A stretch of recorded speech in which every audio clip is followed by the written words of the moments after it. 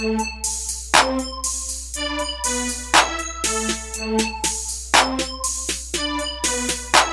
big 1K, let's probably about them parlays. Let's probably about the money that you owe me. Let's probably about my team. Let's probably how we locked and loaded. Like one stay in head with a full clip. Quarterback throwing bullet like target practice. Strong arm for the long ball. Arms like a long gun. AR. Remember back in the days when they used to say, you got mouse, nigga. Well, your DB, he just got mouse, nigga. What's up, y'all? It's your boy, the controversial one, the educated madman. I'm back with another great show for y'all. It's your boy, PC Will. This is 1K Sports, Uncut, unbiased, unfiltered, unapologetic. Great show for y'all today. We had a Hail Mary in Colorado. Got my Heisman favorite coming up here, my top 3 Heisman contenders. It's Bama Georgia week, y'all, so you know what that means. Bama Georgia, a lot of smack talk, a lot of bad blood, a lot of history. Don't let the black and red hat fool with y'all. It's Roll Tide all day. The outfit just look clean with the hat. It's Roll Tide all day, but don't be fooled by the black and red, y'all. So it's Roll Tide all day, but it's Bama Georgia week. Got some NFL news going on here. Disaster in Duval and Dallas, y'all. I will get to that. And I got a very special kind of exposed session going on today. I got 3 Cowboys, so it's going to be tough, but it got to be done. I love my Cowboys, but it's 1K Sports. We unbiased around here. If you fuck up, you fuck up. And I got to get on you for that. So, but we'll start with our first story today. Hail Mary!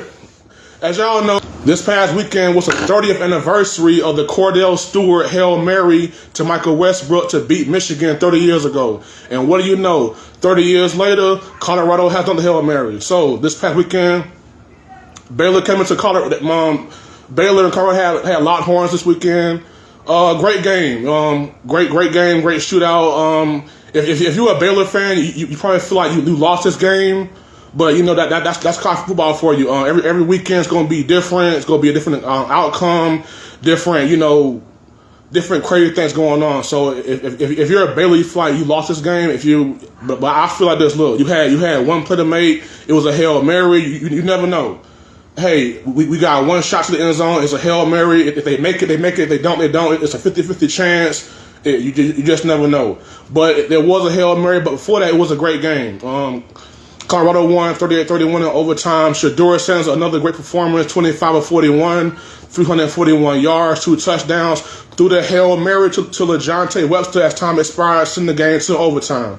Travis Hunter, once again, special young man there, 8 catches, 130 yards, forced a fumble by Dominique Richardson on the goal line to end the game. So great moment for Travis Hunter.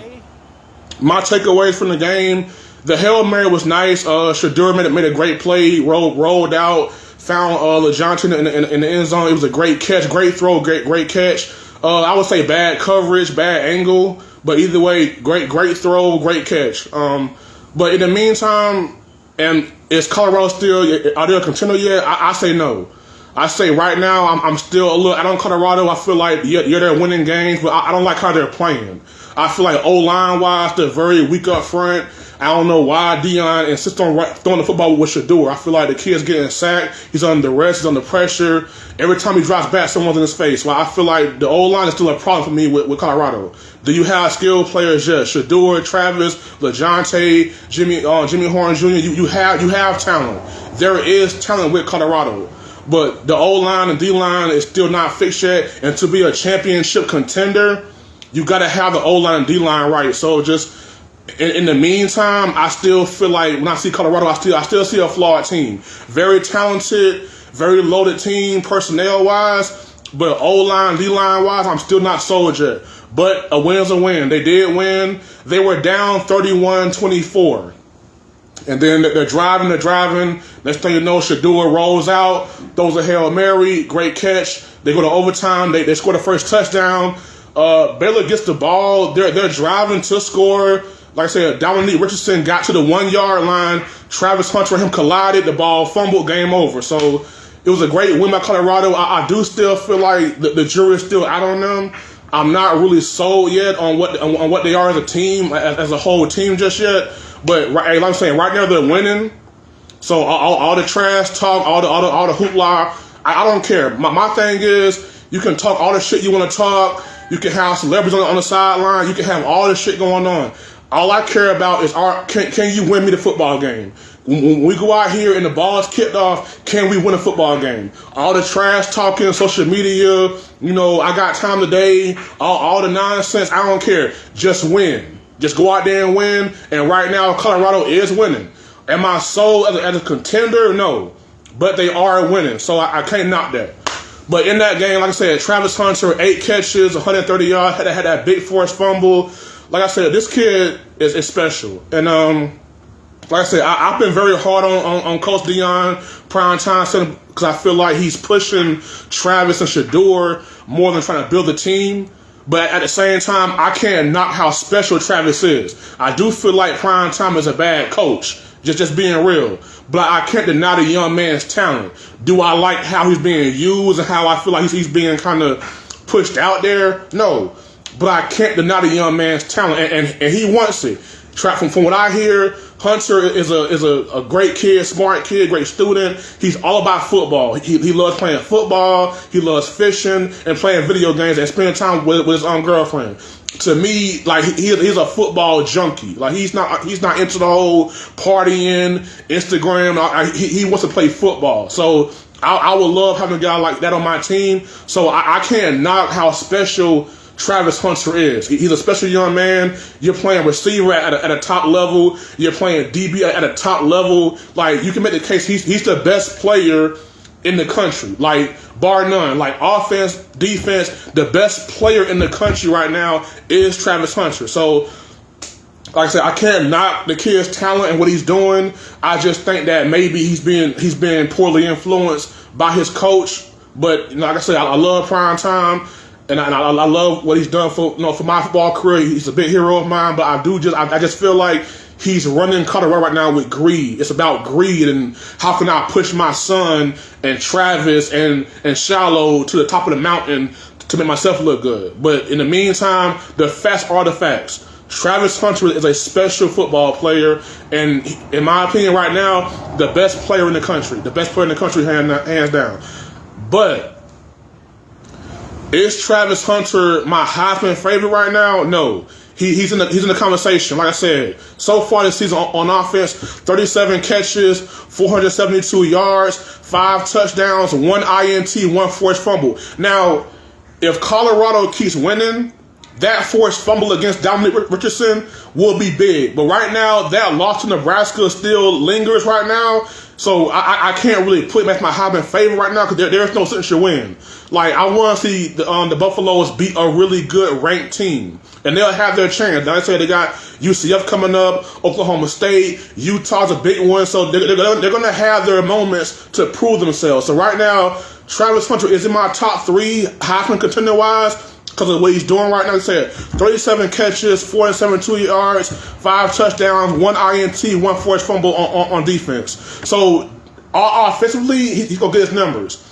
But defensively, I feel like because he's a shutdown corner, he's not going to get his chance to show out on defense. Like when Charles Woodson won his Heisman, he was an offensive player and defensive player, but he made a big impact on defense, like with pick sixes, punt returns. So it was so much going on with Woody that, every time you turn the TV on, he's doing something, whether it's receiver, DB, or kick return guy. I feel like Travis doesn't play, kick return.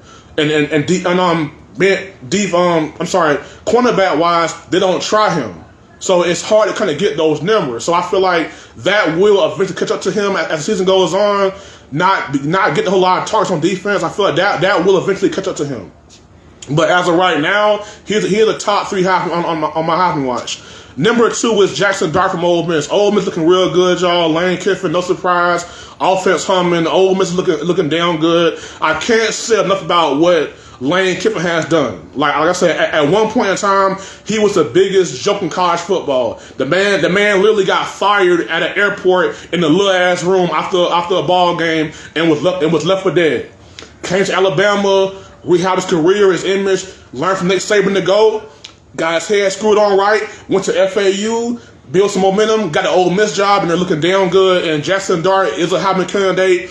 1,554 yards, 12 touchdowns, 80% completion percentage. Now that's amazing. 3 running touchdowns, but no No big win yet. Like I said, it's still early. No one has that big win yet. The first big game will be this weekend, Bama and Georgia. We'll get to that in a minute. But my Heisman favorite right now would be Cam Ward from Miami. Why? Because, let's be real, when it comes to the Heisman, there's a narrative part of it. And if you're Cam Ward, right now, you got the University of Miami buzzing. You got the U back. The U is back. So I feel like Cam Ward, with his numbers, 1,439 yards, 14 touchdowns. And you got the U buzzing. They're a great team right now, and they're going to be winning games for a long time this season. So right now, it's Cam Ward for me. Now, like I said, this is subject to change, because if Milroe go out there and beat down Georgia, this whole list changes. But right now, through 4 weeks, the first 4 weeks, I got Cam Ward, Jackson Dart, Travis Hunter as my Heisman favorites.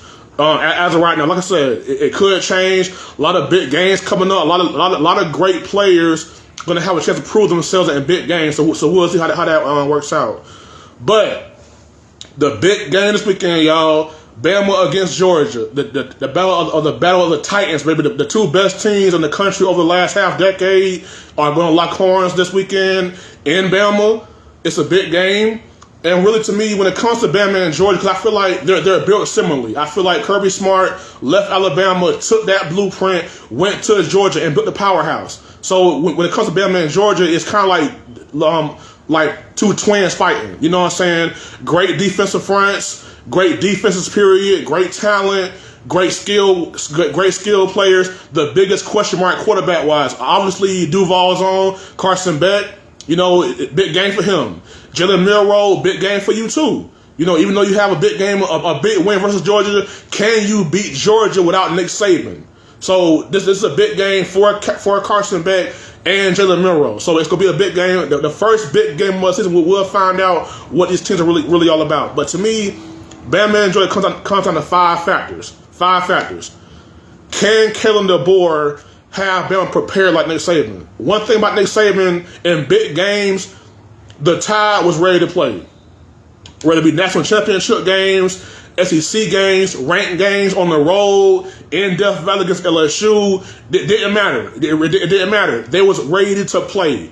Kellen DeBoer, this is your chance right here. You've had an easy schedule so far. You won some games. Good for you. Now we find out what you're really about. Now we find out if you really are the guy for this spotlight. Because one thing about Saban in big games, he was ready to play.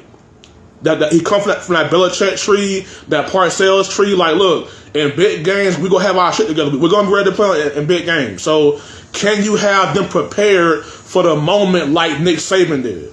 Number two, Jalen Milroe, can you win the game with your arm? We know what you can do with your legs. And Kirby Smart, one thing about Kirby Smart's defense, and also with the same defense, the kryptonite has always been a running quarterback that can throw. Cam Newton, Tim Tebow, Johnny Manziel, Deshaun Watson, all those kind of quarterbacks give Nick Saban and Kirby Smart defenses problems. Jalen Milroe can make play with his feet. But can you make enough passes on third down? Can you get that big 3rd and 8 when it's a one-possession game? It's a 3-point game. Can you get that 3rd and 7 with your arm? Can you get that 3rd and 5 with your arm? Can you make that big first down with your arm and win the game with your arm? We already know you're going to break plays, break containment, and do what you do, Milroe. But as the game goes on, because it's Bama and Georgia, it's always close. It's always down to the wire.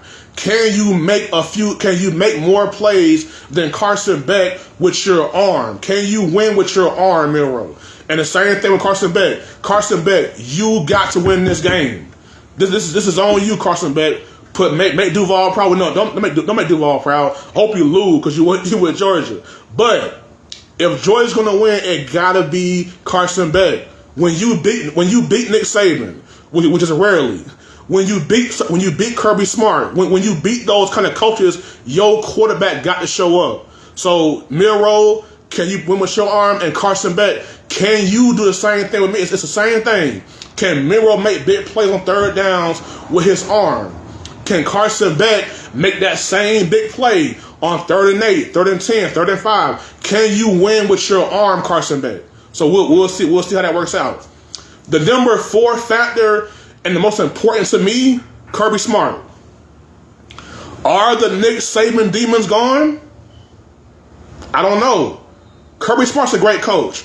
Make no mistake about it. He is a great coach. Probably he is the best coach in the country right now since the GOAT retired. It's Kirby Smart and everybody else. But he's 1-5 against Bama with Nick Saban. And I don't care what you say. It's in his head. When you lose, when you go against your mentor, the guy who trains you and molded you, there is a sense of like insecurity when you go against your hero. It's like when you were a kid playing ball against your dad. You don't know if you ever go beat him. You feel like you can, but it's like when you play against your dad as a kid playing ball out in the yard, you feel like, yeah, I want to win. Yeah, I know I can win. I know I'm damn good and I can win. But can I really beat my dad? Can I really beat the guy that made me? What's up, Millie Mercer? Checking in, my boy Millie Mercer, who was an Eagles fan, but don't blame him. He wasn't raised right. What's going on, Greg? G Money, Greg, Mercer in the building, y'all. Like I was saying, y'all, Kirby Smart is a great coach, but 1-5 against Nick Saban, that's a real thing. That's a real issue. And knowing Kirby how I know Kirby, he's a very competitive guy, a very proud man.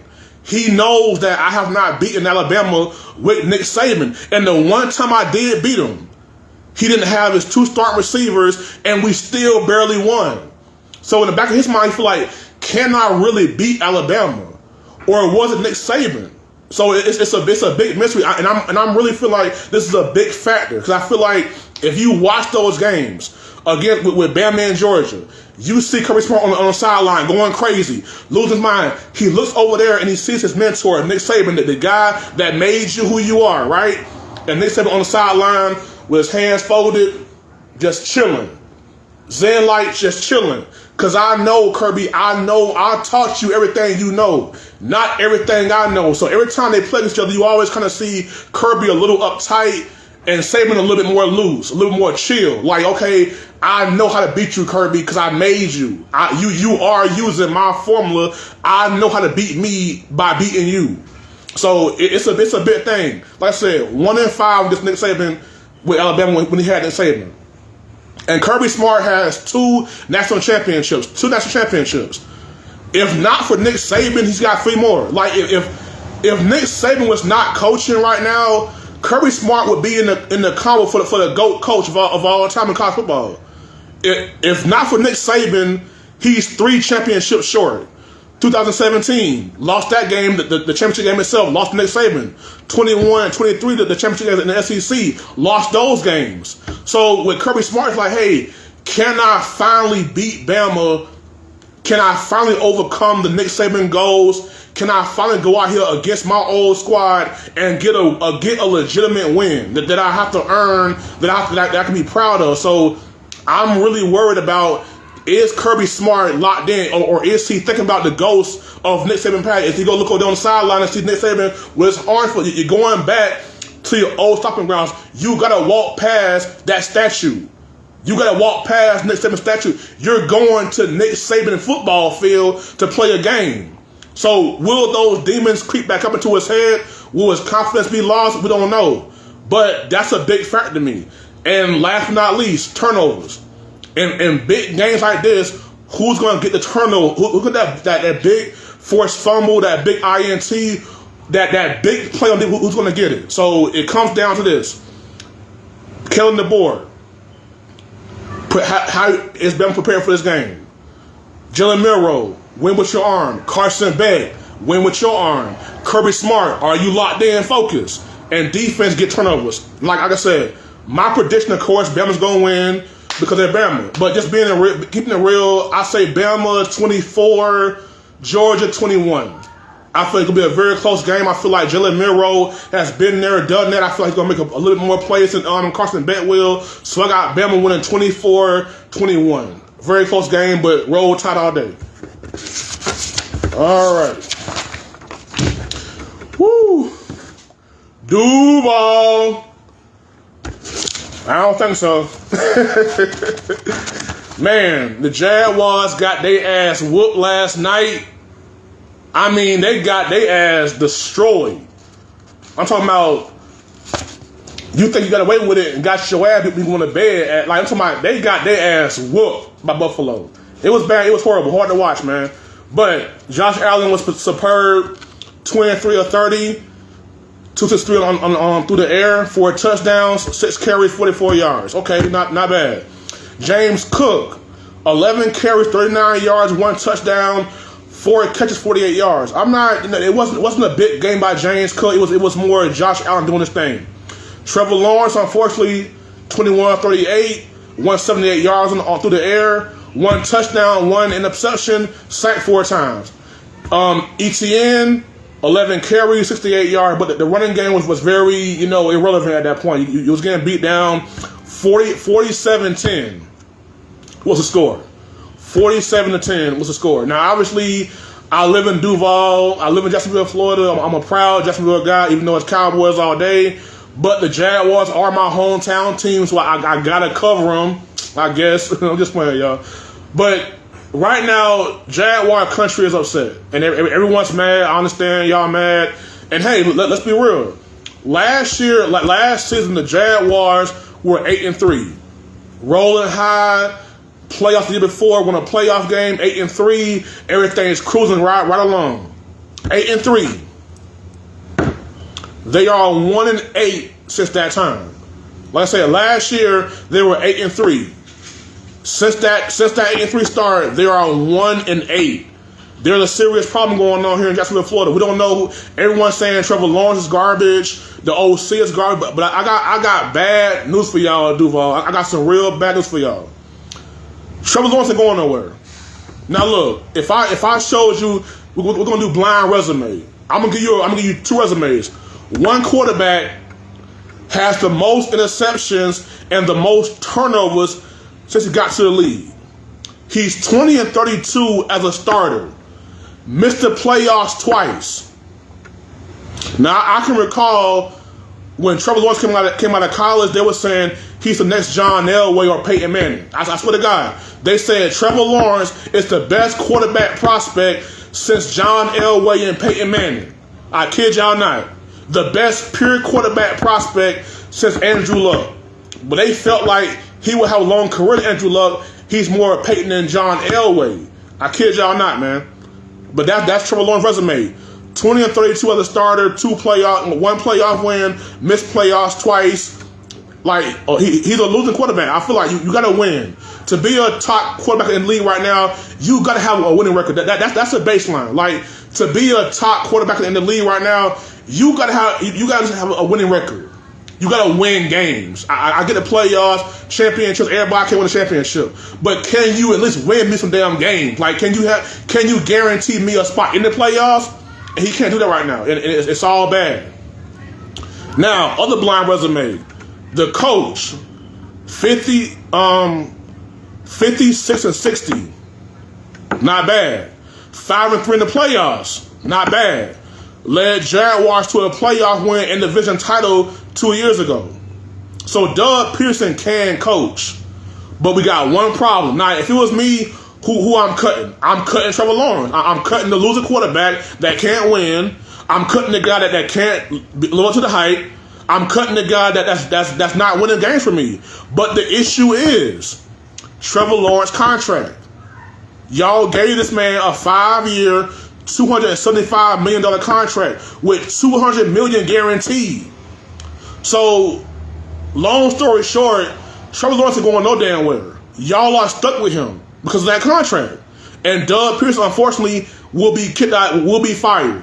Maybe if the Jaguars lose against Houston next week, I feel like Dougie P is gone. Because at this point, you are enslaved to Trevor Lawrence's contract. $200 million guaranteed.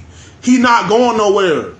Same thing with Deshaun Watson in Cleveland. You're stuck with him. You pay him a lot of damn money. If you cut Trevor Lawrence right now, you go back 5-10 years. You're done as a franchise. That contract is killing you. So Trevor Lawrence and his agent right now, they own the Jacksonville Jaguars. You can't cut Trevor Lawrence right now. You are stuck with him. So my suggestion, you go ahead and fire Doug Pearson. Go ahead and get it over with. You go and you find one of Kyle Shanahan's disciples. You bring him in. I feel like ETN is a damn good running back. Run your offense through Travis Etienne. Look, the game is changing, y'all, but it's still the same. Yes, it's a passing league, but if you can't run the football, if you can't establish a running game to make them respect that, to give your receivers the proper coverage. Because right now in NFL, the way everything is built, everyone is a receiver, a quarterback, a DB, a hybrid linebacker. There is no more like physical, nasty, run type defensive linemen are not in style no more. The big Ray Lewis type linebacker is not in style no more. It's all about athletes and getting fast guys and hybrid guys. I want my linebackers. They're going from 250 to 230 now. Linebackers are smaller now. These linemen are smaller and more athletic. Running the football because the way everything's being coached now, it's more, can we throw the football? Can we get picks? Can we score points? Can we make everything look pretty? I'm sorry. I play offensive line, dog. I want to run the football. You run the football, you open up your whole offense. When you run the football, they got to respect it. They got to play. They have to. Nobody wants to get ran on. Like, seriously, if I was a coach, I'd rather get beat by 500 yards passing than 200 yards rushing. I'd rather you throw the ball on me than run down my throat. So I feel like the Jacksonville Jaguars have to fix that part. Fix that part. Auntie Angie, what's up? How you doing, beautiful? Think I was tuning in, man. But yes, that would be my first thing. If I was running the Jacksonville Jaguars, if I was Jaguars owner, I would just say, you know what? We fucked up. We paid Trevor Lawrence all that money. We're stuck. Dougie P, it ain't your fault. I love you, but you got to go because we can't cut him. So you got to go. Sorry, I love you, but you got to go right now. Now, with Trevor Lawrence, I say, you know what? Take the ball out his hands. Trevor Lawrence has the most turnovers in the NFL since he walked into the NFL. That means Trevor Lawrence is a turnover machine. Interceptions, fumbles, pick sixes. He does it all. I'm telling you, that's not how you win with this team. So if I'm running on the Jaguars, the first thing I do, I fire Dougie P. I say, Dougie P, I love you. You got to go. I call Kyle Shanahan. I say, you know what? Give me your running back coach. Or I call Houston and say, hey, I know, man. It's sad here in Duval, and for my Cowboys too, man. Just real sad they around here, man. So, but like I said, the silver lining is you got talent on the roster. You got talent. Josh Allen is a monster. Eric Armstead, Gabe Davis, you got talent. Don't tell me you ain't got no talent. You have something to work with on this team. It's just right now the direction is more let's run the whole team through Trevor Lawrence, and you can't do that. You have to help your quarterback out. This is not the time to say, okay, help your quarterback out. Use Travis Etienne. To me, run the ball with Etienne and Bigsby.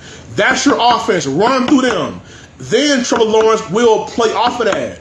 Run the ball, and then we'll get Trevor Lawrence back into his game. Same thing that Harbaugh is doing for Herbert. Matter of fact, Jacksonville Jaguars, look at the game last night. The guy y'all played last night, Josh Allen. Buffalo fired Ken Dorsey and say, you know what? Josh turns the ball over way too much. He take way too many risks, too many bad throws. We're putting too much on Josh Allen. So they fire Ken Dorsey and they go and get Joe Brady.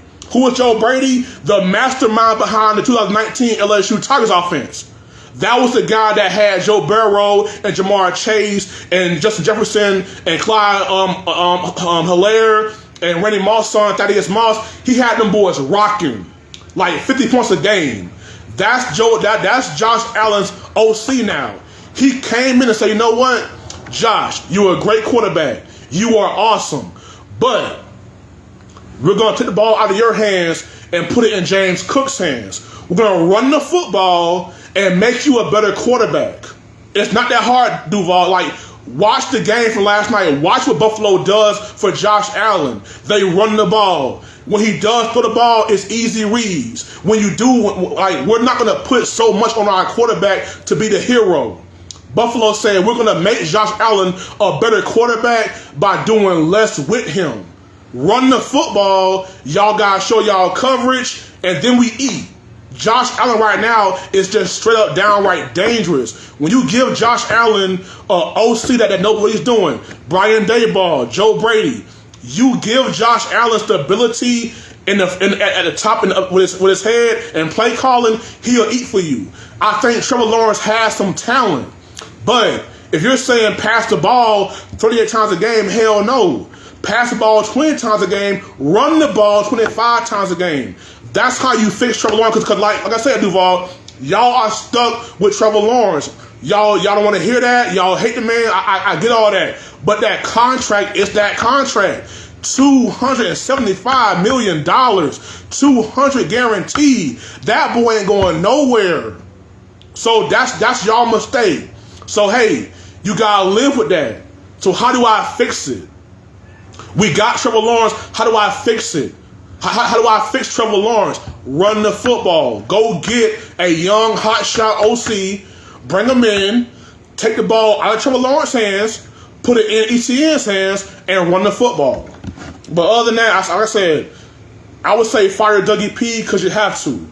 But can the Jaguars fix it? Look, a win against the Texans next week would solve a lot of issues. Like real talk, if the Jaguars go and beat Houston next weekend, that will kind of calm everything down. Or they lose and fire WP anyway. It's a long season, y'all. It's 3 games in. We got 14 games to go. Things could change. Remember the year that the Jaguars went to the playoffs? That was a bad start. They started like 0-5 or something like that. So Dougie P can right the ship. But I just feel like right now, with Trevor's contract and expectations, the time, you have the time right now. 2 years ago, you had time because Trevor Lawrence was young. You had a new coach. You had time. New contract, more talent. No, we ain't got time. I want to win. They want to win right now. So I would say fire Dougie P, get a new OC, new head coach, make it more about the running game to help save Trevor Lawrence. Take me a little water break, y'all. I'm out here in my garage, y'all, in the man cave. So it's a little hot out here. You know what I'm saying? But we go get through it, man. Woo, my Dodge Cowboys, man. That's right. Auntie Edge in the house, y'all. Let's go Jags. Let's go do something. Let's go Jaguars, man. Okay, my Cowboys. I don't know. Like I'm at a point now where it's really not that hard, honestly. Like you know what I'm saying? Like when it comes to my Cowboys, it's really simple. Like I'm not like people ask me like Pat or PC, what's up with your Cowboys? What's wrong with your Cowboys? It's real simple. Like it's not that complicated. We can't stop the run, and we can't run. It's not that hard. Like it's not that crazy to think about what's going on with my Cowboys right now. We can't stop nobody from running the football on us. Like we are a horrible, soft run defense right now. We cannot stop a little league run team right now. It's not that hard. And on offense, we can't run the ball at all. And because our defense get down by 2 touchdowns so early, we can't really run the ball. Even if we did, we have no run scheme. It's not that hard, my Cowboys. Like really, I love my Cowboys, but as a fan, as an ex-player, I gotta call it what it is. My beloved Cowboys right now are playing soft, undisciplined, hero ball, selfish ball, me ball. Like it's not that hard to see. Bad technique, bad run fits, bad coaching, just bad. Y'all just bad. But it's not that hard. It's not that complicated. We're just soft and can't run or stop the run. So I don't know. But like I said, we lost the Ravens 28-25. The Ravens got to win over us 28-25. Am I surprised we lost? No. Because real talk, Lamar Jackson owns the NFC. He is 21-1 against NFC. And I understand because Lamar is a very unique talent, and if you see him every 4 years, that's hard to game plan for. So that's not an excuse for my Cowboys. You should play it better, but to be real, Lamar is a nightmare for the NFC. You first of all, you can't stop Lamar right now as it is. You can't stop him, period. You just can't. The ALC can't stop him. And they see him every year. His division can't stop him. They see him twice a year. So if you're an NFC team and you're playing against Lamar Jackson, there is no quarterback in the NFC that reminds you of Lamar Jackson. You can say Kyler Murray, but he's not the thrower Lamar Jackson is. You can say, like there is no one in the NFC that reminds you of Lamar Jackson. That's a very unique talent. So if I got to play Lamar Jackson, I play you every 4 years. I can't really watch film and break down what you do so bad because I don't know what film to watch. And you know what you're gonna do, and because I don't play you that much, I don't know how to attack you. So it don't surprise me that we lost the game because I feel like Lamar always beats the NFC. So I'm not mad we lost. I was more looking for, okay, how we played. Will we get hit in the mouth, which we did, but will we fold? And we didn't fold. To our credit, we did come back and make it a game. Now, everyone will say, oh, it was garbage time yards. Look, man, I played football. Ain't no goddamn garbage time yards. That's a media narrative. The game is not over until it's over. Believe me, okay? I've seen teams be down by 20 points in the fourth quarter and win that game. So I'm just glad we fought. We didn't just give up. We didn't just let it and take it. We fought our way back in there. But it was too late. It was too late. Like I said, same old shit, different toilet. Derrick Henry, 25 carries, 151, 2 touchdowns. Lamar Jackson, 14 carries, 87 yards, 1 touchdown. Justice Hill, 5 carries, 33 yards, didn't get a touchdown. Lamar Jackson passed the ball 15 times. Derek Carr last weekend passed the ball 16 times. Like, it's not that hard. They are running the football down your throat. Like 15 pass attempts, 16 passes. Come on, man. That's us running down your throat. 31 pass attempts the last 2 weeks. The Cowboys defense is not built to stop the run. They're more of a pass rushing, ball hawking thing. But how do you do that? With a lead. But I'll get to that part. Like I said, can't stop the run. Teams are averaging 243 yards against our defense the last 2 weeks. That's pathetic. Baltimore ran for 274 yards on y'all garbage ass. That's embarrassing. That's horrible. Like I said, discipline, bad technique, bad run fits, like horrible tackling, 17 missed tackles in this game alone. A missed tackle tells me that you was there and didn't make the play. That's horrible. Our defense, it's not that hard, bro.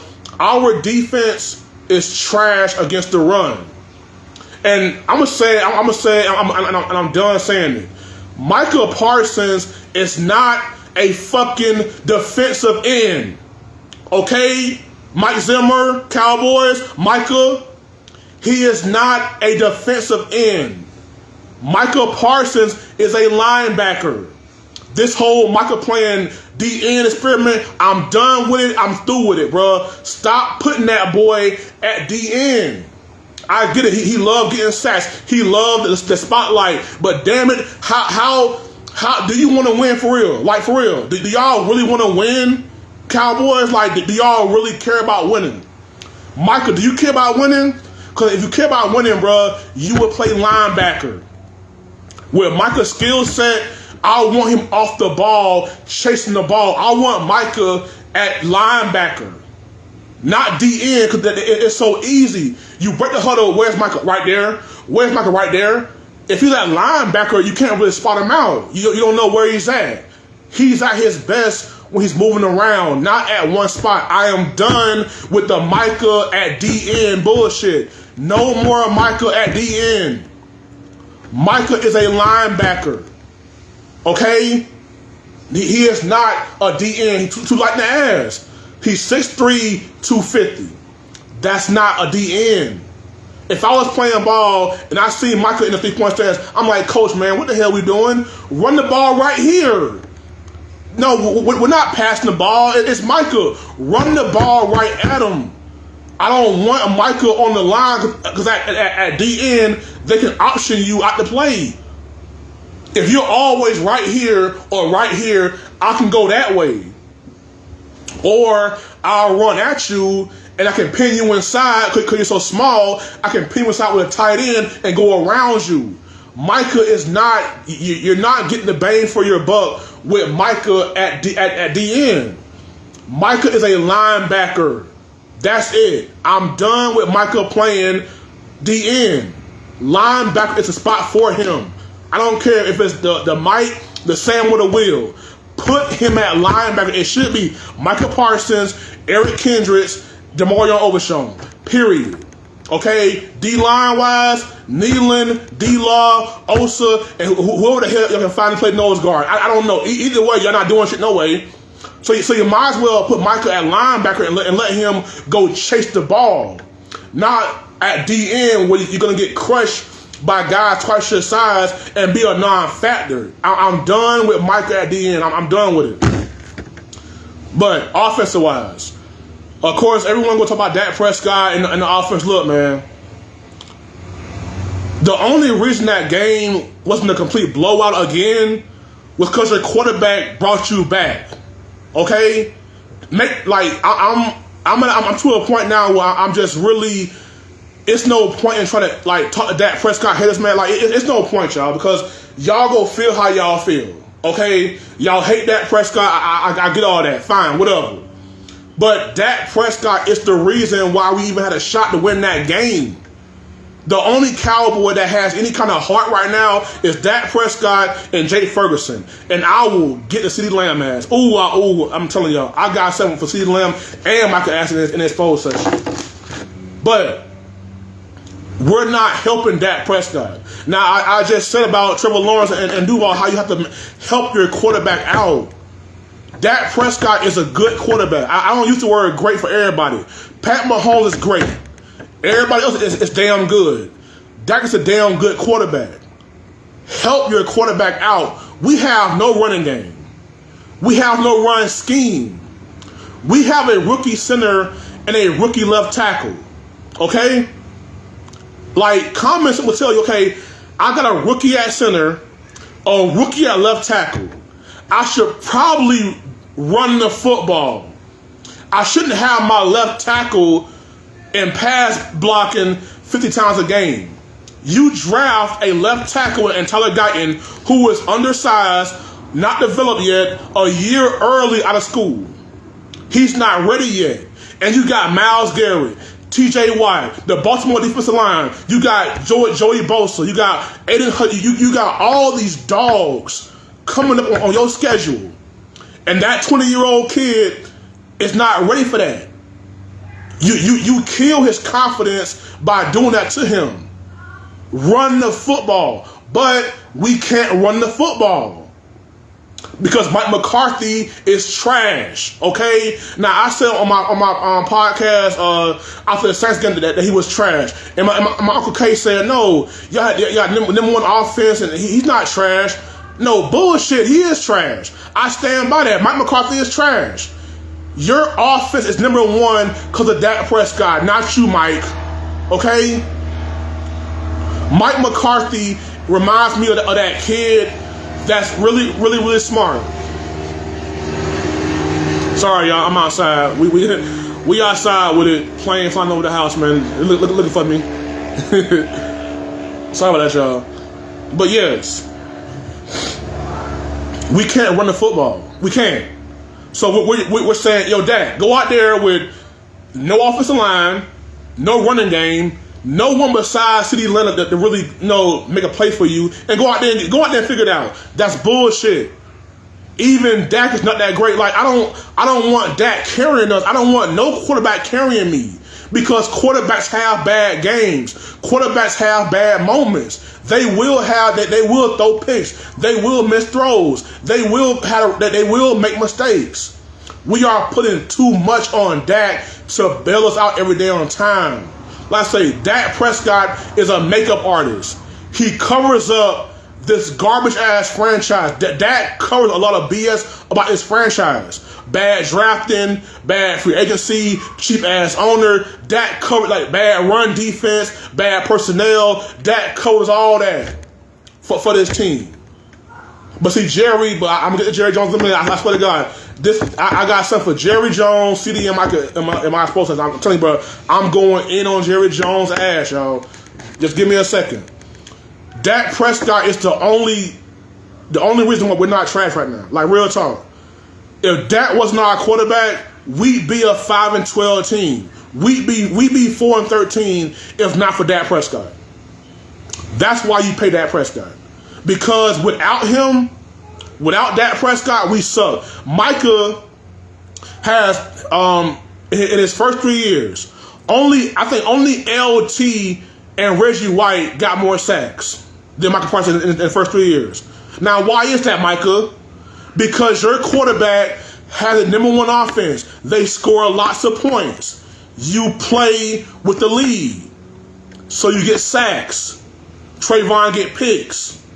That's how you get that, Micah, and defense, because Dak is scoring points to bail y'all ass out. If Dak has a bad game, we don't just lose. We get blown out. To me, that's MVP shit. And I don't care what y'all say. I would say it and I mean it. Dak should have won MVP last year over Lamar Jackson. It's a MVP award for the regular season, not playoffs. Because playoff-wise, Lamar and Dak suck. Dak should have won MVP last year over Lamar Jackson. He had better numbers and he had less to work with. He had no running game, no real legit defense, and only one real receiving target in CeeDee Lamb and one tight end. That's it. So Dak is what's covering up this garbage of we without Dak Prescott, we are a garbage franchise because nothing else works. You can't stop the run, so because you're horrible at stopping the run, you can't really use Micah and Trayvon how they should be used.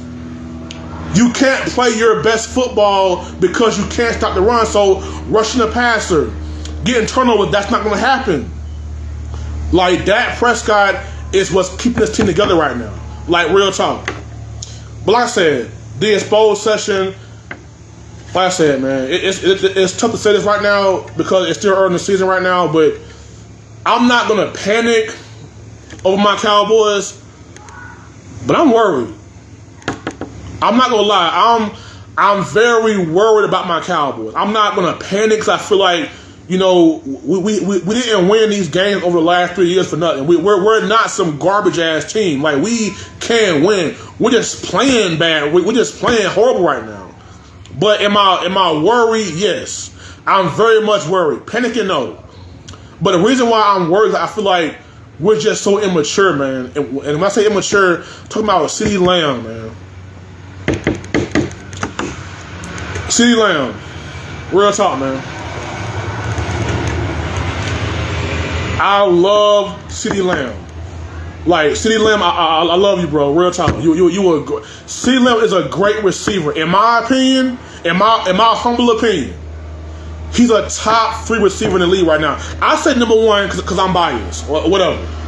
You can say JJ out there in Minnesota, Jamar Chase, Stephon Diggs or someone else. Either way, I feel like CeeDee Lamb is a top 3 receiver, in my opinion, #1.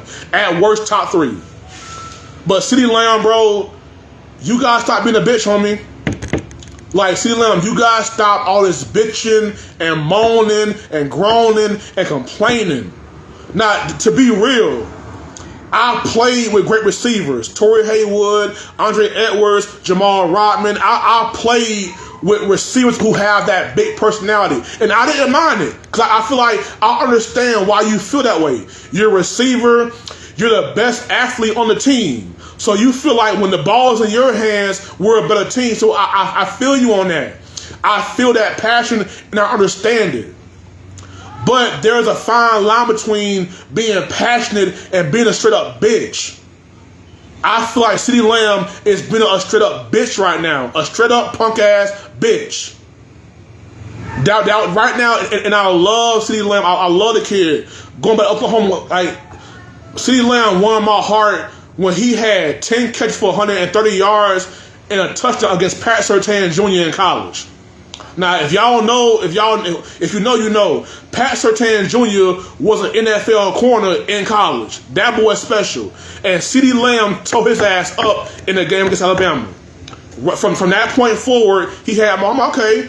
I see CeeDee Lamb. Then he became a Cowboy, and I love that, and I love him for real. Like I'm not going to let this dictate how I see him as a player.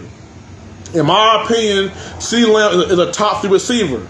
But right now, what I saw on Sunday was a bitch move, bro. Because first of all, the turning point of the game, we're down 14-3. Dak throws you a dart in your chest. You run and got the ball like this. You fumble the football, and that changed the whole game. No, you don't fumble the football and then start bitching the rest of the game. No, CeeDee Lamb, you lost that privilege. And like I said, I don't mind receivers being divas and wanting the ball and talking shit and being mad. To me, it's Jerry Rice, and I got T.O. over Randy Moss. Why? Because Randy Moss would quit on me. Randy Moss, when he didn't get his way, he would quit. He quit on Tom Brady, he quit on Brett Favre, and he quit on the Titans.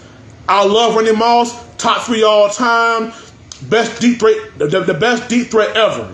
I love Randy Moss, but I can't, as an ex-player, I can't get that out my mind of you quitting on me.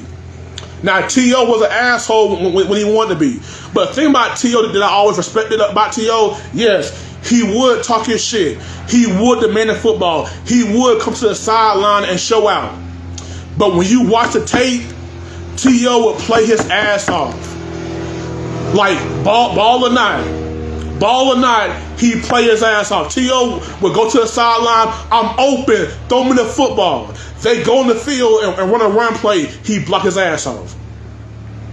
They call it a pass play where he's not getting the ball, he still runs his ass off. T.O. would complain and bitch and fight, but he always went hard. He never let that nonsense affect how he plays. Now, CeeDee Lamb, when you get mad, you start being a little bitch. Last year in that playoff game, you ain't getting the ball, you mad, you bitching, you pouting. Jair Alexander punked you out. And all you do is just sit there with your head down. And I know he ain't soft, because if you watch CeeDee Lamb play, he want the smoke. If that ball in his hand, he ain't going out of bounds. He putting that shoulder down and running your ass over. CeeDee Lamb is a dog. That's the thing. He's not soft. But the shit he's doing when it's not going your way, I can't rock with that. I can't roll with that, CeeDee Lamb, especially if you fucking up. The Packers game, you dropped that first third down. That changed that whole game. They go down and score. It's 7-0. CeeDee Lamb. Dak throws you. It wasn't a perfect ball, but the thing is, if you are a $100 million receiver, I want if the ball is somewhere in your vicinity, if it's somewhere here or somewhere there, if it's anywhere around the circle between your head and your knees, I want that ball caught. It's not always going to be 1, 2, 3, throw the ball catch. No, sometimes you got to catch a ball that's not perfect. And CeeDee Lamb with all this bitching and oh my God, why I ain't getting the ball and why I ain't getting the ball and whatnot. It's like, no, bro, play football, keep playing, CeeDee Lamb, because as you kept playing, we might win the damn game. That made that comeback with Tolbert, Turpin, and Jalen Brooks as the receivers, because you on the sideline bitching. Because you on the sideline bitching, Dak Prescott made that comeback without your ass. And thank God that Dak is a good dude, because I feel like Dak way too nice for me. Because like me personally, like I would have went and see Lamb shit. Like, no, you are not finna show me up on TV. I got your ass paid. I got you that first team All-Pro, motherfucker. I made you, CeeDee Lamb. And you gonna show me up? I throw you a dart. I throw you a dime, and you fumble that bitch. and come to the sideline mad at me? I deal with enough shit from the media, CeeDee Lamb. I don't need your shit too. And CeeDee Lamb, be mindful of your quarterback, bro. Your quarterback has the weight of the world on his shoulders. Your quarterback has no run game, no real pass protection, no real scheme, an up and down OC, a lazy ass head coach. And on top of that, on top of all that shit, the media, bad O-line, no run game, bad coaching, amongst all that shit, he still got to keep your ass happy.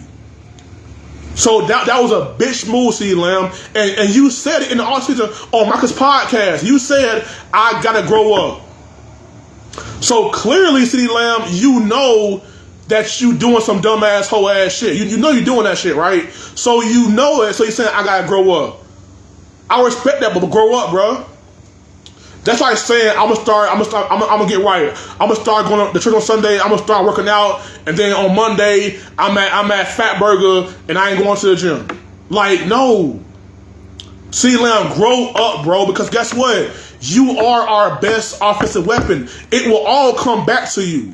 You are gonna get double covered. You are gonna get bracketed. You are gonna get schemed for.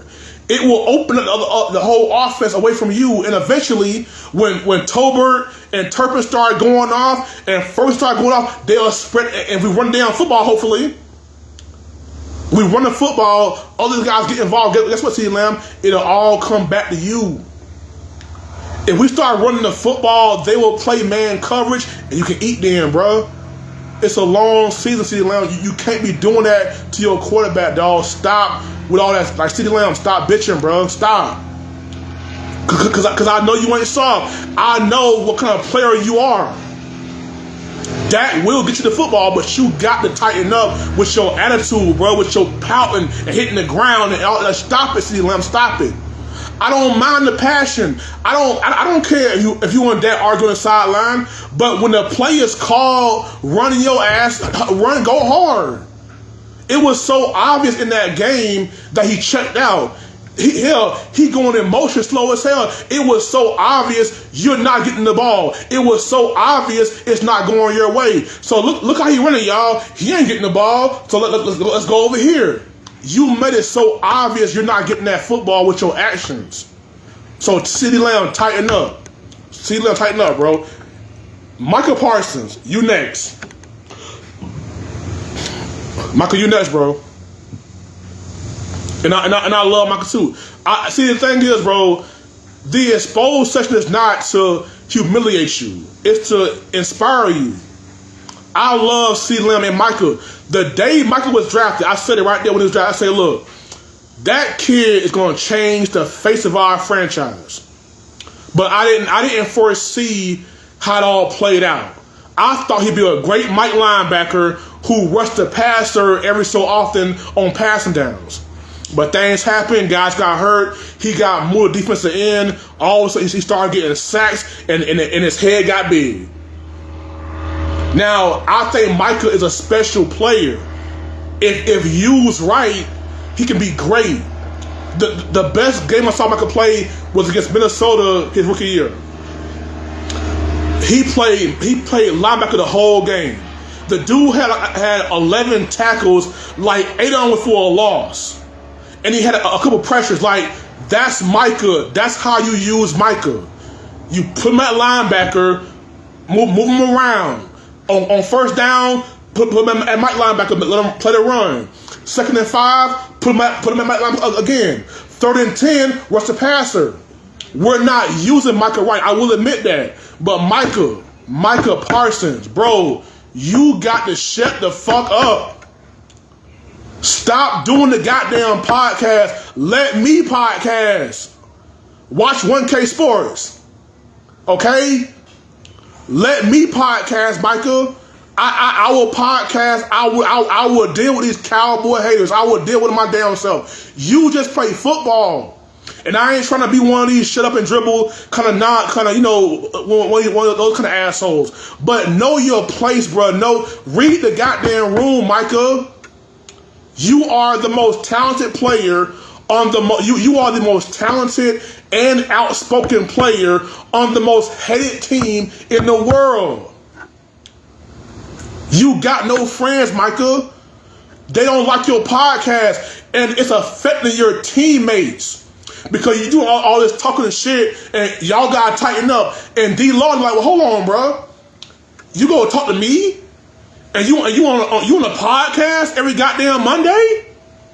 You the main one playing out of position. You're the main one with bad technique. You're the main one not doing your goddamn job, and you got a podcast too. And you trying to check me when you're not playing good right now, and you got a goddamn podcast, and then you got the nerve to have Stephen A. Smith on your goddamn podcast. The Packers beat our ass in that playoff game, and you got the nerve to have Jordan Love on that goddamn podcast? I'm sorry, bro. You beat my ass, bro. You not on my podcast. Hell, like, if I see you in person, I might knock your ass out. We might fight in person if I see you like that. They beat your ass, Michael. This podcast thing, Michael, it's not working. And I'm not saying that you're a dummy or you're not smart or you shouldn't have a platform outside of football. But read the room, bro. Read the room and do it right. LeBron didn't start doing podcasts and the shot bullshit until he started winning. Now LeBron can podcast all he wants to because he got the resume, the range, the lore, the champion. He got all that, so he can podcast all he wants to now. Michael, you ain't done shit yet. You don't like read the room. I'm not saying don't have a platform, Michael. I'm not saying don't be more of an athlete. Don't be more than an athlete. But I'm saying, bro, right now, read the room. Your outside noise, your big ass mouth is dividing your team. Your defense is getting tired of your mouth. If I was his teammate, I would have been saying, yo, Michael, bro, shut the fuck up, bro. Like, who you think you are? The tape don't lie, Michael. Even you give piss poor effort. You're not always going 1,000%. You're not always going 100%, Michael. Sometimes you loafing and taking plays off your goddamn self, Michael. You're the main one not doing your job. You're the main one getting caught out of position. You're the main one on film, way over there, and the play way over here. You're the main one not doing your job, and you got a podcast. Micah, shut the fuck up and go back. Like, Micah, bro, if you really want to win, if you really want to fucking win, Micah, you would say, look here, this whole DN thing, bro, it ain't working for me, dog. Like, I'm too light in the ass. It's too easy to game plan for me sitting right there all the time. Micah, what? Like, come on, bro. Do you really want to win? Because you know it's not. You know it ain't working at the end, bro. I can see it. The whole world can see it. It ain't working, bro. But you want to be a DN for the sacks, for the big payday. Michael, go play Mike linebacker and rush the passer. You can have your own damn market. It's your own market, bro. You say, look here, I'm a Mike linebacker. I can get you 100 tackles and 15 sacks. I'm my own damn market. Because, Michael, you're not just a linebacker. You can rush the passer, but that's all you can do. To be a great DN, bro, you gotta stop the run, set the edge, play with power, get off blocks. You can't do none of that. All you can do is rush the passer. That's all you got. That's all you got, and that's kind of based on how your quarterback plays. If Dak Prescott don't give you a big old lead, you can't be Micah. And right now, the offense is struggling right now. So right now, you're not Micah. Micah, CeeDee Lamb, y'all, hey, the honeymoon is over, y'all. It's over. Y'all not them young Cowboys no more. It's time to grow the fuck up. Look how Dak do his thing. Dak go out there and give it all he got all the time. Does Dak have bad games? Yes. Does Dak throw bad picks? Yes. Does Dak piss me off? Yes. But one thing I know, Dak gonna go out there and give me all he got. Win or lose, he gonna go in there, take his shower, put his suit on, and go stand right there at that podium and be a man about it. Be a man about it. I'm not saying Dak is all holier than thou and above critique, because yes, Dak gotta be better too. But look how he goes about his business. You don't see Dak on podcasts. You don't see Dak Prescott all out here being, but hell, outside of Dak having a baby and a girlfriend and a couple of dogs, bro, I don't know what the hell Dak be up to, bro. Honestly. Get off of the goddamn podcast, Michael, and play football. I'm not trying to put you in a box and say just be a big old dumb jock. But read the room first. Your podcast is hurting your team. It's not a good look, Michael. Y'all giving up 250 yards a game on the ground, and you on a podcast? Stop podcasting, Michael, and play football and get your head right. You and CeeDee Lamb, it's time to grow up, bro.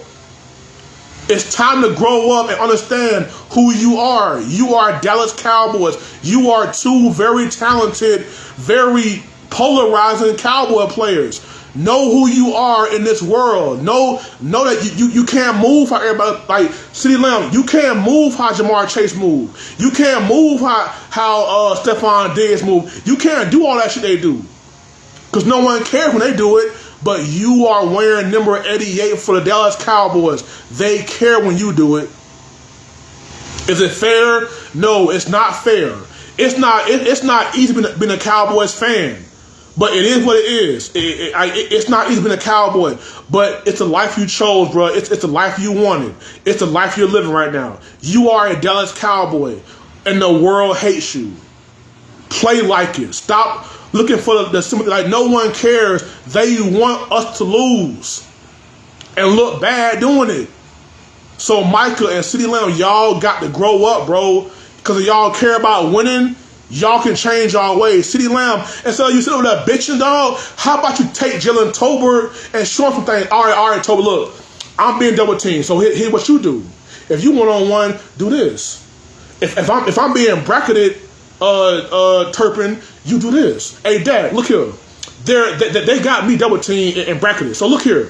How about we do a two-man game, a raw route with Turpin and Tolbert? How about you run me on a go route to clear it out for Ferguson? It's other ways to affect the game, CeeDee Lamb, without bitching. And Micah, you want to win? Yo, look, Jerry, Mike, Coach Mike, Coach Zim, I'm not a defensive end. I thought I was. I'm not. Put me at linebacker, and I'll do what I can. I will make it right then. So Micah and CeeDee, it's time to grow up, bro. I'm serious. It's time to grow up. Y'all are no longer those young. Like, as you get older, bro, you're not young no more. The whole I was young and dumb. No, bro. As you get older, you just old and dumb. No more I was young. You're not 21 years old anymore, CeeDee Lamb. You're a grown-ass man now. Michael, you're a grown-ass man now. It's time to man up and grow up.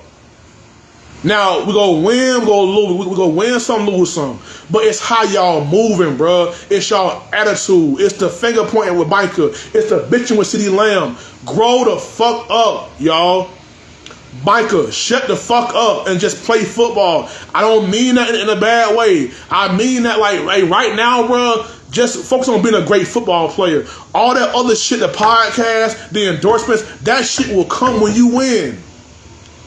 It will come as you win, bro. And CeeDee Lamb, bro, it will all come back to you, bro. Because you all we got, really. So if they're game plan for you, like, be honored. Like, be like, okay, y'all got two guys on me. Okay, fine. I'm like that then. Help out your younger receivers. Help out Tolbert. Help out Turpin. Help out Brooks. Help out Flournoy.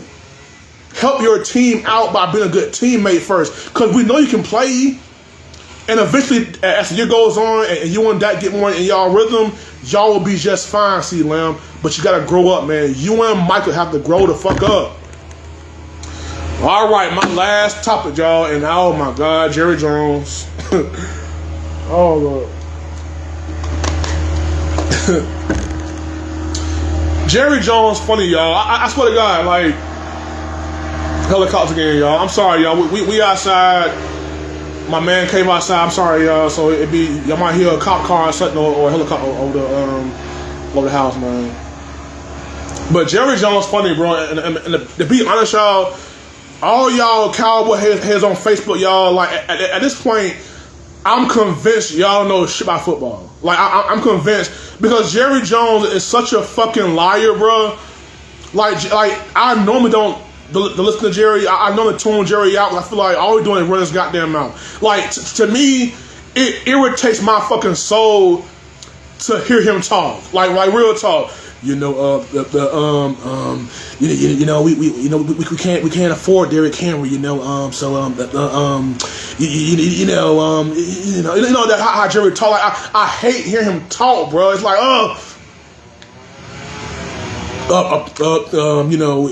we can't, the way I see it, and it's like, no, shut up, Jerry, shut up.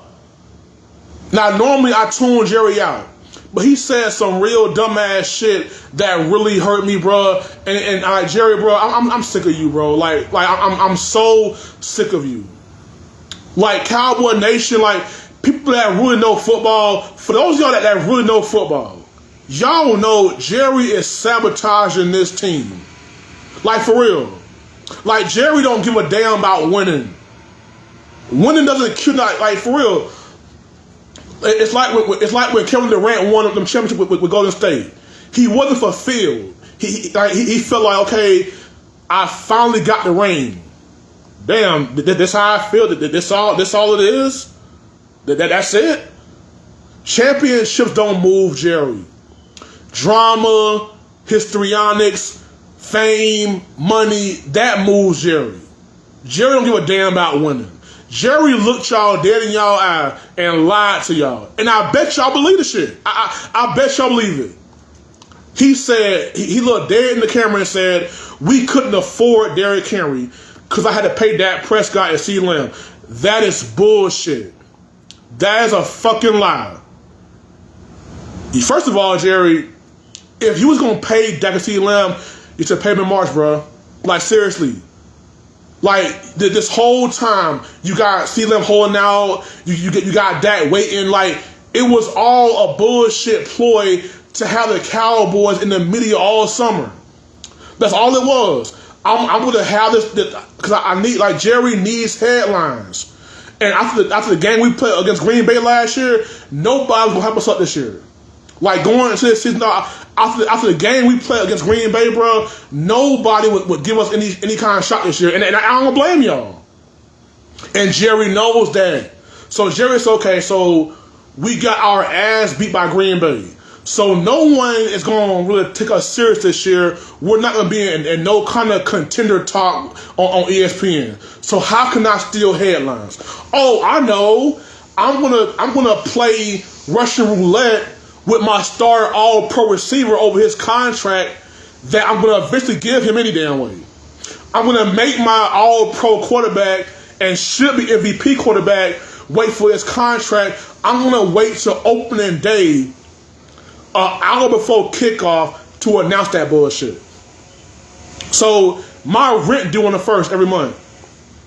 I have the money on the 1st every month, but I'm going to pay it on the 20th. For what? You was gonna pay CeeDee and Dak regardless, Jerry. You knew you was gonna do it, so why not pay him? That what Jerry says bullshit. It didn't matter if you signed Dak in March or right before kickoff for the other Browns game. That was gonna open up money for your cap space. We had we signed Dak and CeeDee in March. We like right now, right here, right now. We got $27 million in cap space. We have that same $27 million if we sign Dak and CeeDee in March. That way, you can afford Derrick Henry. The Ravens are paying Derrick. Like this how stupid Jerry Jones is. You're paying banged up, washed up Zeke more than you would have paid Derrick Henry. You're still paying Zeke for that contract you signed him years ago. And I don't blame Zeke. I don't blame Zeke at all. Zeke is just doing what he's told to do. Jerry brought Zeke back. You had the chance to go get Derrick Henry. Now, the crazy part is, had we got Derrick Henry, I'm not sure we even succeed for real, because we don't know how to run a damn football any damn way. Like, we have no run scheme. And to get your bang for your buck, excuse me, y'all, to get the bang for your buck with Derrick Henry, you got to run the football. Against us, Derrick Henry had 25 carries, 151 yards. Derrick Henry got most of those yards on two big plays. The touchdown run and the stiff arm on poor little that was nasty. That was nasty. That stiff arm on Carson, that was nasty. Ugh. But it really was like those two big plays. Other than that, he had 23 carries for like 80 yards. So Derrick Henry is a great running back. He'll be in the Hall of Fame one day. But to get the most out of Derrick Henry, you got to be willing to run the football and keep running and keep running and keep running. Having Lamar Jackson help, because now you basically have Derrick Henry in a glorified wildcat formation where, okay, maybe I give Derrick Henry the ball, maybe I keep it. Like Lamar Jackson, and like there is nothing more scary than Lamar Jackson doing this with Derrick Henry. That, to me, that's the scariest sight in sports. Lamar right here to Derrick Henry. That is the scariest thing I ever saw. Lamar Jackson, the dynamite that he is, putting the ball in Derrick Henry's stomach, and as a defense end, you pause. Because you don't know where to go. If I crash in, Lamar gone. If I sit here like a dumbass, Derrick Henry goes and I'm chasing him. So to get the most out of Derrick Henry, as a team, you kind of have to go. You gotta go along with what he do. Tennessee built their whole team on Derrick Henry. Yeah, they had AJ Brown and Julio Jones for a minute, but it was all about Derrick Henry. To get Derrick Henry, to get the most out of him, you gotta run the football, and you gotta run it over and over and over again until you break one or two of them, like they did against us. For the most part, like I said, 25 carries, 151 yards. That's good, but you take away two big runs, it's more like 23 for 80. You know what I'm saying? So Derrick Henry, for him to be great, the team he's playing for has to be all about him. At Bama, it was all about him. It was all about him. Tennessee, all about him. In Baltimore, it's about him and Lamar Jackson. But either way, it's still running the football. So even if we got Derrick Henry, I don't think we will even like maximize that because we can't run the ball no damn way. We wouldn't even know how to use Derrick Henry's strength. Our running scheme sucks. A whole bunch of bullshit. You know, just like no. Derrick Henry needs an area. He needs an offense that's going to be patient with him and running the football with him over and over, and he in the right spot for that. But to say you couldn't afford Derrick Henry, Jerry Jones, is bullshit. That's a bullshit lie, and it hurts my heart that y'all believe that bullshit. Like I'm all for the Cowboys just and all the bullshit, but it's like Jerry Jones. It's like he piss in y'all face and tell y'all it's raining and y'all going to get a goddamn umbrella. I'm over Jerry Jones and his bullshit, but I'm not with the lies, bro. You could have got Derrick Henry. You could have got Eric Armstead. You could have made a trade for Jonathan Allen. You could have did a whole lot more than what you did. But for Jerry Jones, it's not about championships. It's about glory and fame. MJ, Kobe, LeBron, Tim Duncan, Magic, here I go coaches, Pat Riley, Jimmy Johnson, Nick Saban. It was all about the win. I want the championships. The endorsement deals, the fame, the girls, all that bullshit will come with me winning. If I win, we will get all that. But Jerry is not moved by championships, bro. Like, winning championships don't make him smile. That's not what makes him feel whole at night. When, like, money and fame and being talked about. Look, I ain't trying to flex on y'all, nothing like that, but doing my podcast, I know folk who know folk. So I have a few connections inside the Cowboys organization that know some shit. when the media asked Jerry, like, do you mind the trash talking that y'all get? Do you mind being always talked about in such a negative way? And Jerry said, real talk, no. Just spell my name right and make sure the Cowboys stars on TV when you're doing it. He don't even care about his team getting trashed all day. Jerry Jones and Stephen A. Smith are like this. Jerry Jones and Stephen A. Smith are best friends outside, off camera. Like, to the point where Stephen A. Smith can come to the Jones family house for a barbecue or dinner.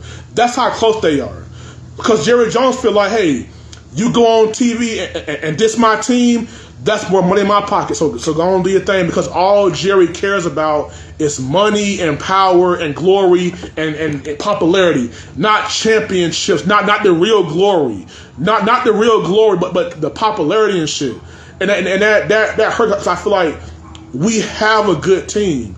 And I ain't just saying like Jerry is just a complete bullshit owner, because he does good in a certain way. Like, I feel like our roster is pretty good in certain spots. But Jerry is so, he'll take 5 steps forward and 10 steps back. Okay, I'm gonna fix the O-line. I'm gonna get a younger, more powerful center. I'm gonna get a younger left tackle. But I'm not gonna change. I'm not gonna help the running game. I'm gonna bring back old ass Zeke and bring and sign old ass Dalvin Cook. And put my hopes and dreams in little ass Deuce Vaughn and unproven, always hurt Rico Dowdle. Yeah, right. I'm going to go and draft Demarion Overshown. I'm going to go and get Eric Kendrick. Okay, good, Jerry. Good job, Jerry. Nice job. But I ain't going to do shit about the defensive line. And that's what Jerry Jones do. He sabotaged his team. Because Jerry don't want Dak Prescott. Like real talk, Jerry did not. He didn't even want Dak Prescott in that draft. He wanted Connor Cook and Paxton Lynch. Who? Yeah, right. Dak Prescott fell in your lap. And see, Jerry, he takes Dak Prescott like that. All that over there right here is disaster and turmoil, and it's coming right here to the Cowboys. This is Jerry Jones and the Cowboys. That's disaster and bullshit. Here is Dak Prescott right here in the middle of all that, taking all that for this franchise. Because one thing about Dak Prescott, with Dak Prescott, we are more stable than we ever been. Think about it. From the championship days to the end of Romo days, we was never consistently good year in and year out. With Romo, we'll have a good year, 3 bad years. 1 good year, 2 bad years. With Dak, we're always steady. We're always 10, 11, 12 wins. No losing season. Playoff. We're like, say what you want about Dak Prescott, y'all. And quite frankly, if you think Dak Prescott is garbage, you don't know shit about football. If you think Dak Prescott's garbage, I'm sorry. It's too much film out there. It's too much. Like, it's too much shit that proves that narrative is so wrong. And it's out there for y'all to see. It's film, it's stats, it's players' opinions. Like, Dak is a damn good quarterback. Not great. Mahomes great. Dak is not great. He's damn good. But with Dak Prescott, because I believe Jerry wants to win a championship, but I think Jerry cares more about being relevant.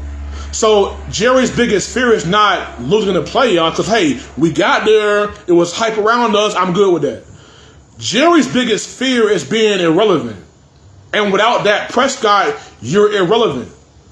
So Jerry don't mind going 12-5 and having a first round exit. He don't mind that.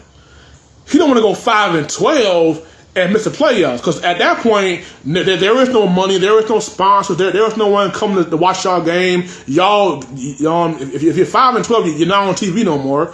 So that's Jerry's biggest fear. And with Dak, you're always on TV, you're always winning games. So Jerry feels like, I'm gonna hide behind Dak. And when my malpractice as a GM, first of all, Jerry, you're not a damn GM, bro. Like, stop. Like, hire a real fucking GM, bro. Or make Will McClay your GM. Like, dudes like Jerry, you're not right for that position. Okay? Be your owner, make your money, and get out the way. But obviously, he won't do that. Because like I said, Jerry always wins. He's going to always win. Because, to be real with y'all, Jerry is a made man already. Like real talk, like, football-wise, there is nothing to prove for Jerry. Like from a football standpoint, he got nothing to prove to nobody. Because he's got 3 championships. He's a Hall of Fame owner. He's drafted, made trades for, and acquired other Hall of Fame players. The Cowboys are the most, like, I think the most valuable franchise in all of sports. So, as an NFL owner, I hate to say it, but Jerry has done his job. Like, Jerry won championships. The Cowboys, when he bought the Cowboys, was worth like $500, $800 million. They're worth $11 billion now. So the franchise is way more valuable. We got championships with Jerry on Jerry's watch. We got Hall of Fame players on Jerry's watch. We've made playoff runs with good teams on Jerry's watch. So Jerry can kind of hide behind that and say, look, I've done my part.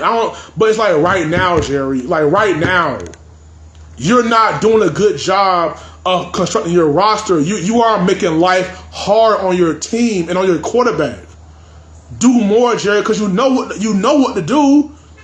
You know how to build a championship team because you fucking already did it. You made that Charles Haley trade. You made that Deion Primetime Centers trade. You did that, Jerry. So you know what it takes. You know, to be a champion, I got to draft well, but I got to find some dogs and free agency to come in and help switch lanes up. Now, I hate Philadelphia. I'm a Cowboys fan through and through. I hate Philadelphia. But they don't make Jalen Hurts go out there and fight left-handed. They say, you know what? We don't know if he's that guy. But let's not sit here and send the boy out there with nothing. Let's go and get A.J. Brown. Let's go and get Devontae Smith. Let's go and get Saquon Barkley. Let's build our O-line up. Let's go and get pass rushers. Let's help Jalen Hurts out. Every time you look around, Philadelphia doing some big move, some big trade or whatever. And here we are waiting to the end of free agency to go in and sign old-ass Linville Joseph, old fat-ass Jordan Phillips, and Mozzie, who's just trash. Jerry is doing everything he can to sabotage his team because he don't care about winning. He don't want to win. And Jerry knows, because here's the thing in Cowboy, because look, we all love Jimmy Johnson. We all love Jimmy Johnson. We all do. But there is an elephant in the room in Cowboy Nation. Jimmy Johnson and Jerry Jones together was unstoppable. It was a powerful union. When they broke up, Jimmy kind of got lost in the sauce here, but here's some facts for y'all. Jimmy Johnson only won 2 playoff games without Jerry Jones in Miami. No conference championship appearance or win, no Super Bowl win. So, and no one really brings that up about Jimmy Johnson, like, because he's so loved and so, like, kind of he gets a pass in Cowboy Nation. But the truth is, Jimmy did not win a championship without Jerry. Now, Jerry did win one without him, but they'll say it was Jimmy's players. And so what? Whatever y'all say on that. But the truth is, Jimmy did not win without Jerry. Believe me, the Kobe and Shaq beef would be a whole lot bigger if Kobe didn't win without Shaq. Because Kobe won without Shaq, it kind of made everything kind of, okay, well, I see what Kobe meant by, I see what it meant. I see why. I see why. Tom Brady and Bill Belichick, okay, Tom, I see why. But with Jimmy and Jerry, they were great together.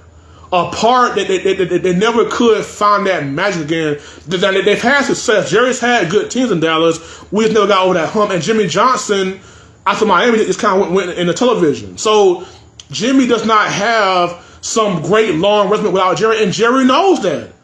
I believe if Jimmy Johnson had won a championship in Miami, I believe Jerry would have a little bit more to prove to himself and to everyone else. But because Jimmy did not win in Miami, Jerry feels like, well, hey, Jimmy didn't win without me. I didn't win without him.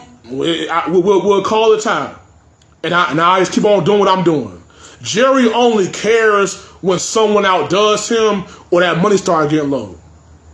That's when Jerry Jones would, do something. But right now, as long as we go win 10, 12 games a year with Dak Prescott and be in the playoffs, I'm cool. I'm going to be a half-ass GM, make half-ass trades, dumbass decisions, because Dak is going to cover me all the time. Because Dak will always be right there to take all those bullets at me.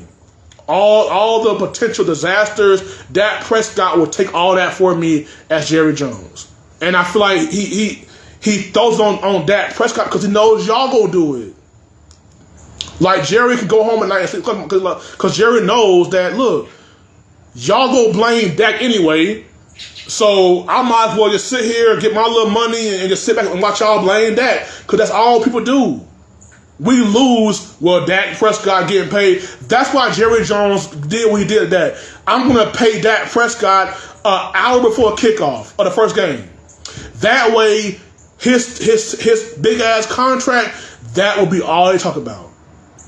And Jerry not dumb. Like you don't become a billionaire like Jerry by being dumb and not having common sense. Jerry Jones got rich by being a hustler, by being slick, by having someone else take the fall for him. And that's what Dak Prescott is. It's disaster and bullshit. It's the Cowboys and it's Dak Prescott in the middle taking all that for Jerry Jones. And I'm telling you, we have to like Jerry Jones is using Dak Prescott as like a shield. Like, hey, Dak, I don't know what I'm doing. I'm a shitty owner. I'm a shitty GM. I don't know what the hell I'm doing. But you go out there and save my ass every Sunday for me. And then when we fail, it'll all be your fault. So I feel like Jerry will always win. He will always win because he got the money, the rings, the gold jacket, the fame.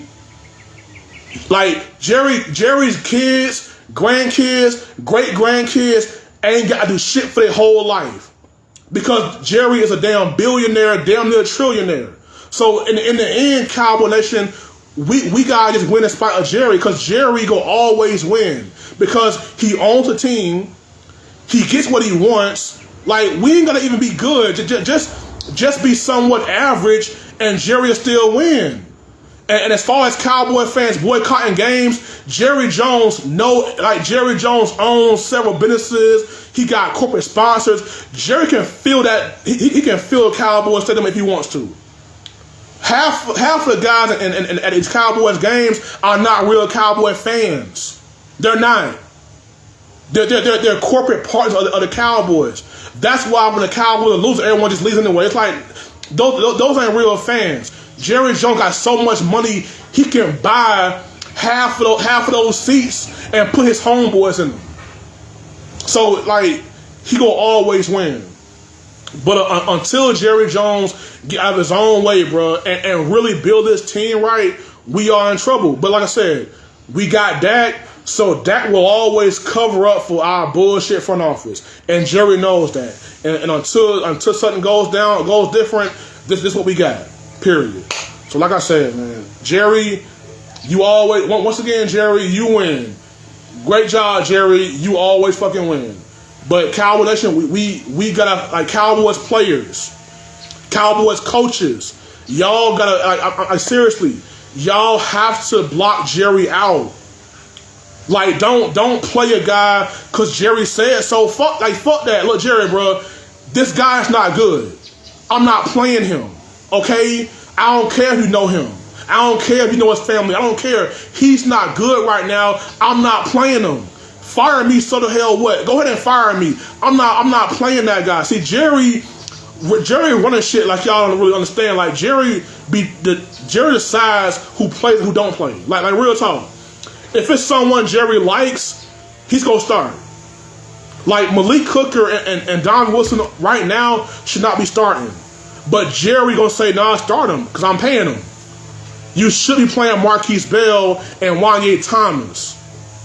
But like I said, Jerry will always win because all y'all go do is blame Dak Prescott. And as long as Dak Prescott's here, Jerry always got somebody to blame for all his bullshit. So, like I said, Cal Nation, like I said, I'm not gonna panic, but I am right now, Cal Nation, I'm worried, bro. I really am. So hopefully Dak can work some magic. Him and Lamb can get on the same page. Hopefully Lamb will grow up. Michael will grow up. Hopefully we'll get together. But right now it's a long season. Right now the main focus is getting a win against the Giants. Period. Go to New York, beat the Giants, take it one game at a time, and we go from there. And hopefully Jerry will wake up one day and say, you know what, I can't keep doing this to my team, and maybe he'll make some big ass trade and finally get off his ass and do something. I don't know. But either way, it's a long season. We'll see how it plays out. I'm not worried yet, Kelly. I'm worried but not panicking. So we'll see. We got the Giants on Thursday. That will not be easy. That will not be a cake game. You know, they're not Baltimore in the sense in terms of a scheme, but Malik Neighbors is damn good. They can rush the passer, and you know, so we'll see. It won't be an easy game. So we gotta bust our ass and get that win. Be 2-2 going to Pittsburgh, and then hey, one game at a time. We'll keep going from there. But in the meantime, it's your boy PC Williams, man. I love y'all. Thank y'all for y'all support. Everyone who tuned in and watched. Look, thank y'all, man. My boy King checked in. I'm sorry I missed you, man. My boy Deese from college checking in. Portia, my homegirl from Kirby checking in. How y'all doing, man? Thank y'all for tuning in. Thank for y'all support. Love y'all, man. Like I said, more coming, dog. We here for a long time and a good time, baby. So 1K Sports, uncut, unbiased, unfiltered, and don't forget, unapologetic, baby. Peace.